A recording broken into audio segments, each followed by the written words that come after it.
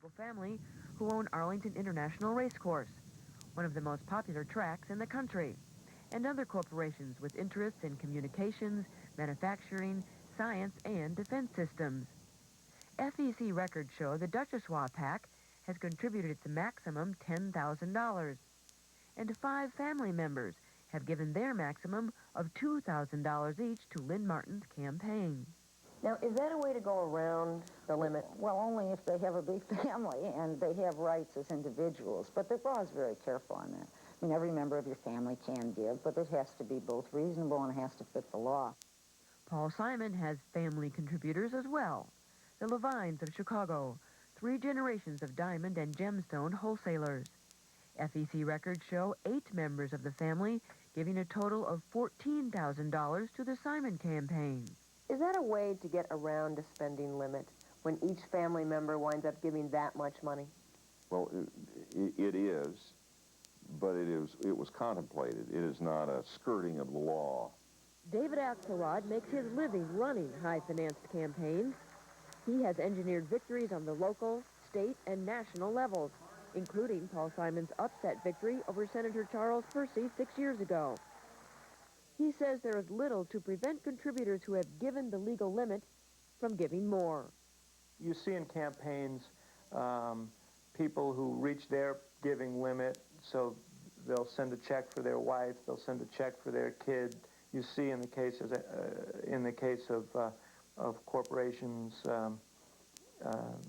people connected with those corporations giving contributions as individuals when in fact they're acting as agents of their corporation.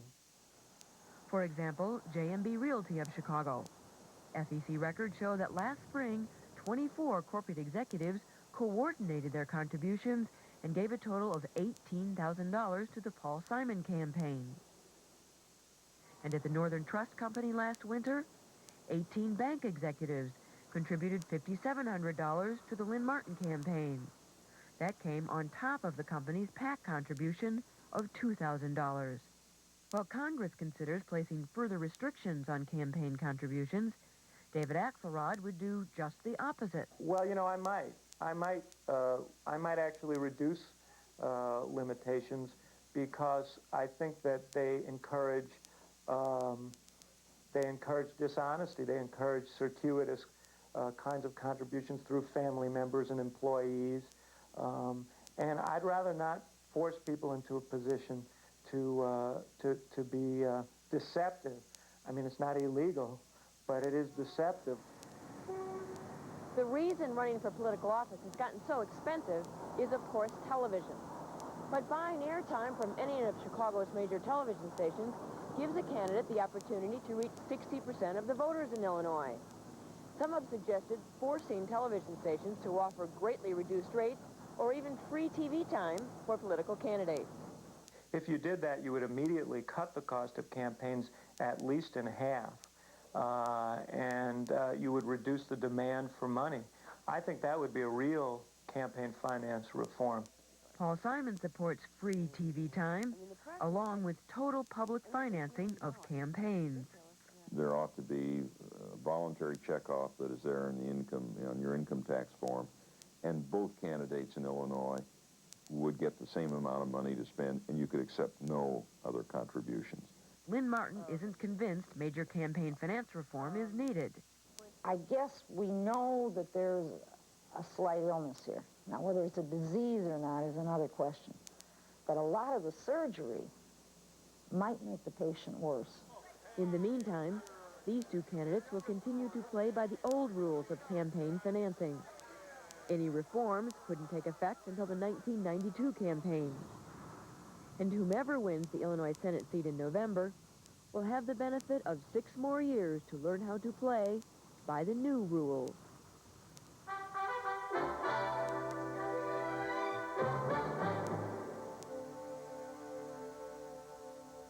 Next, a conversation with Simon Wiesenthal, the man who dedicated most of his life to tracking Nazi war criminals all over the world and bringing them to trial. This week, the United States, Israel, and other countries are observing a week of remembrance of the millions of Hitler's victims.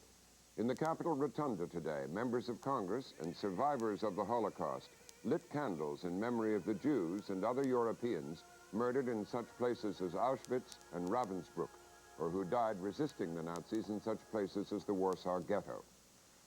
Earlier today, I talked with Simon Wiesenthal, whose most recent book, Justice, Not Vengeance, has just been published.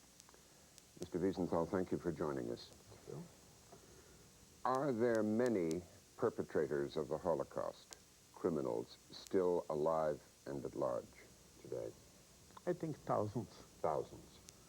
Germans, Austrians, and voluntary collaborators of Nazis in different countries of the world.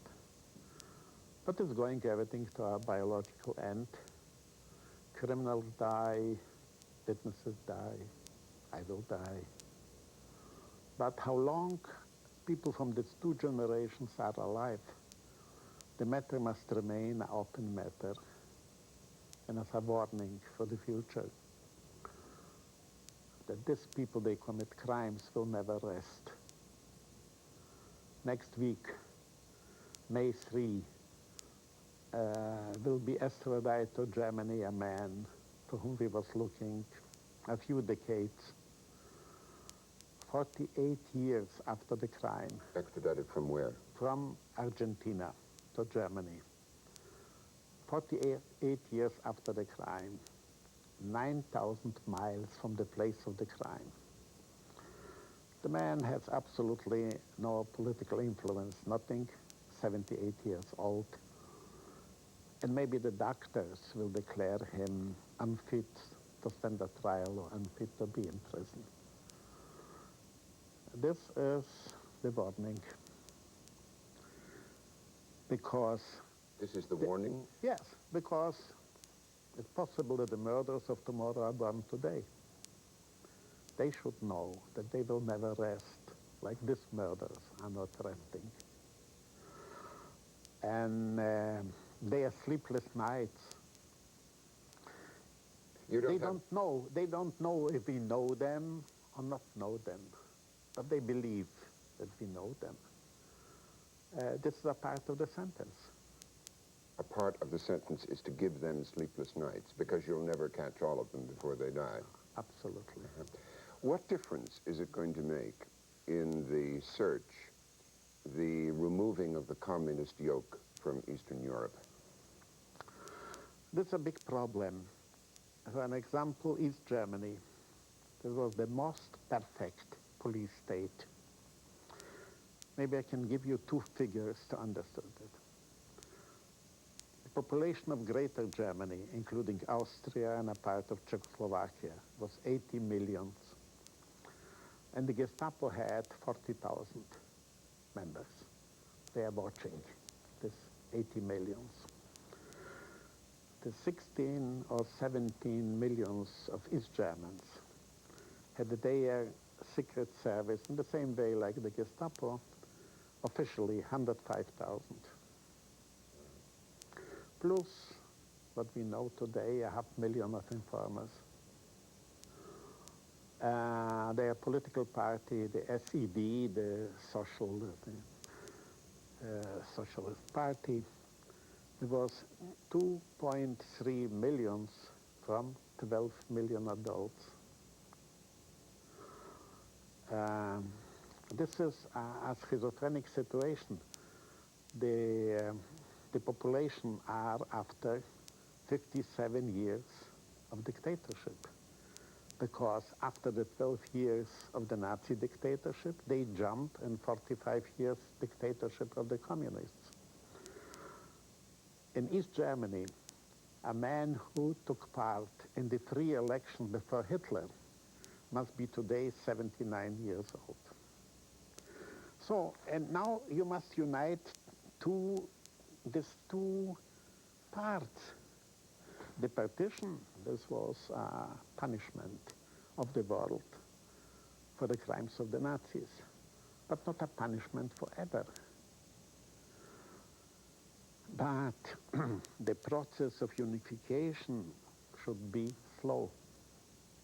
Let me ask you this, a number of questions about that. One is, what was your reaction to the apology to the Jews, which was almost the first act of the freely elected new government of East Germany? I can give only my personal reaction. I have not the right to speak in the name of other Jews. West Germany is today a real democratic freedom country with democratic parties, and we know what we can expect from them. It's Western European style. East Germany is for us something that we don't know. What is it? From the Jewish point of view, they have done nothing during 45 years to recognize a part of their guilt, and their policy was anti-Semitic, anti-Israeli. They had places that they trained the terrorists, equipped them. And overnight, naturally, the population say, we are Democrats. But the European political situation make it so that is not time for an assimilation of the eastern part to the western part. First of all, there are two reasons. And yet you have, all through the years, when you have been the relentless Nazi war criminal hunter, as you're known throughout the world, you have never adopted the idea of collective guilt. No. Germany... I had never also a help from East Germany. They never answer a letter. They was not interested that criminals in the Western world become trials. For their internal and external propaganda, they need the picture that in the West, all the big murderers are free. They never answer a request for juridical help from West Germany. Well, are you saying that from a Jewish point of view, then, the East Germans are morally incompetent to be united with the West Germans? That the West Germans have absolved their role by admitting it and by 40 years of democratic institutions? This cannot be say in that way like you say this. Why? Because we know a population under a dictatorship. What they are doing is not their free will. And 70% of the population is born after the war. We cannot make them responsible for the crimes of their grandfathers or maybe fathers. And yet, let me put something to you. You say in your book, Hitler destroyed, morally destroyed, millions of Germans and millions of Austrians. What's more, for generations to come, it isn't only the Holocaust victims who were victims, but morally, the others. Naturally, because... Now, how does that square with no collective? I will tell you. I will tell you. We believe that 150,000 commit crimes, but 10.5 million was members of the Nazi Party. With only a few numeral exceptions, can be on the fingers of two hands, people say open, we are against. This means that morally they know what's going on. Only this was for them not opportune to open their mouths. But how does that infect their children, you say, and what's more, for generations to come? Yes, because the generation of the Nazis never talk about the crimes, even after the war, to the young generation. They keep silent. And their silence to young people, not talking to them, not to make the same errors like they had made when they was young, is from the moral point of view, that's not nice. Let's talk about young people in this country. I'm interested in your warning about Americans. You say that young Americans think that culture and civilization will prevent the beast in us from breaking out again. You don't think so? I will tell you, you have in your country 50, 60 organizations with a number of people absolutely right-wing. They are anti-Semitic, they are pro-Nazi. I have talked with some senators and congressmen about the problem because, in my opinion, maybe I am wrong, I'm an admirer of the First Amendment, but I cannot understand how it's a law to misuse the First Amendment for bigotry, for slander, and this going on. And when we look on some magazines, they are printed in this country, and I'm telling you, I'm a friend of United States, and I will never forget that I was liberated by the American Army.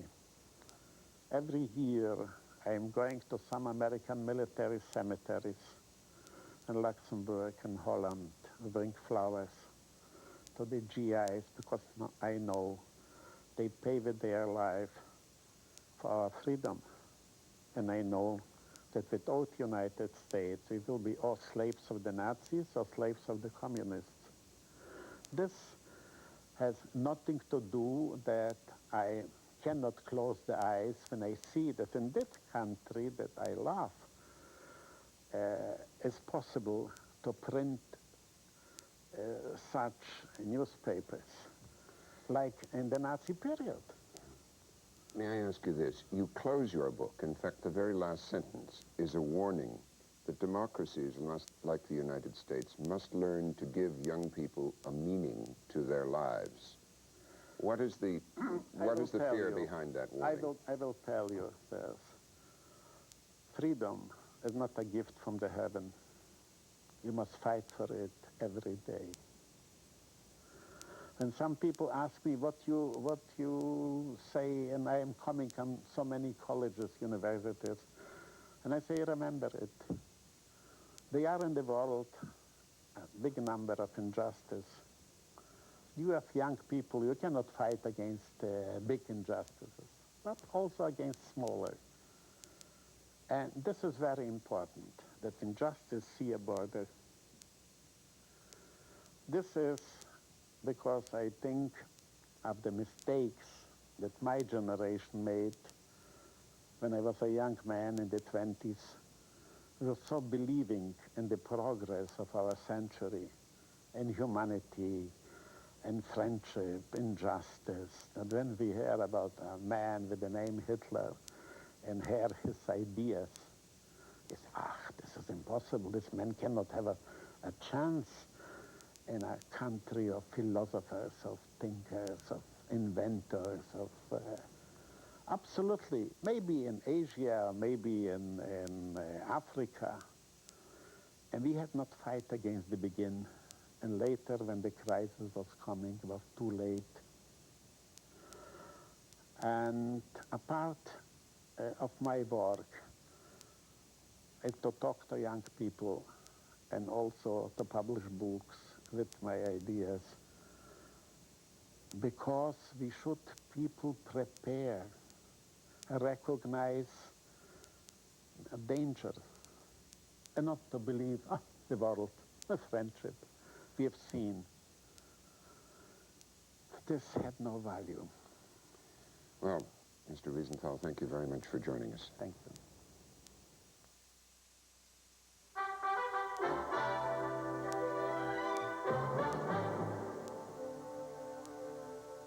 Finally tonight, our Tuesday essay. Roger Rosenblatt looks at the release of hostage Robert Polhill. Whenever a hostage is released, it answers the basic human desire to know that someone who was gone is present and accounted for, that a missing person is back in place. The satisfactions of a complete head count run deep in our system, deeper than the questions about how the captive was taken away or by whom. even deeper than the anger felt at the hostage takers. You may wonder why the families of hostages often seem angrier at the U.S. government for failing to rescue a hostage than at the fanatical groups who kidnapped the hostage in the first place. The reason, I think, is that one emotion takes precedent over another, that prevailing emotion being simply the yearning to recover at any cost a family member who was displaced. Now, this is a general public feeling, too. It accounts for the fact that when a hostage is set free, our immediate reaction is like the satisfying of a sense of propriety. It is right that a person be returned to his family. It is right that a fellow countryman be returned to us. 10 years ago, when the American hostages held in Iran were released, some referred to our outpouring of happiness as patriotism. If so, it was patriotism of an almost mystical kind. A nation is a collection of people who recognize one another by their attachment to that nation. When one of our number is missing, the nation is not quite whole. John Donne understood that any man's death diminishes me. The same may be said of any person's absence. A missing public figure always causes greater sensation than a dead one, even when the missing person is assumed to be dead. Where did Agatha Christie go during those fateful, unaccounted-for days? Where did Amy Semple McPherson disappear? What happened to Judge Crater, to Jimmy Hoffa? The speculations go on forever. Sometimes we do not care very much about the person involved, but we always care about the absence. Today, 53 years after she vanished in a plane over the Pacific, we will still stare at the sky expecting a Meteor Earhart to fly back into our reckoning. It may be that the homeless so seize our attention because they are often society's unidentified, missing in biographical data, if not in substance. The homeless man killed by the man he attacked in a New York subway a while back remains to this day unidentified and unclaimed. Kidnap victims, amnesia victims, they touch us more than we know. We want to bring them back among us, as if we were bringing them back from the dead who constitute the irretrievably absent, and who can never be released into our celebrations. At last, Robert Polhill re-enters our system. Our pleasure at the sight of his re-entry is inexpressible. Much will now be said, quite rightly, about the barbarism of his captors and of those other hostages who have been killed in this terrible, cowardly kind of warfare, and of those who remain to be set free. Eventually, Mr. Polhill will tell his tale, and his loved ones will offer thanks. All that will be said aloud. What the rest of us will say, to ourselves and our deep satisfaction, is that another of our number is returned home where he belongs. I'm Roger Rosenblatt.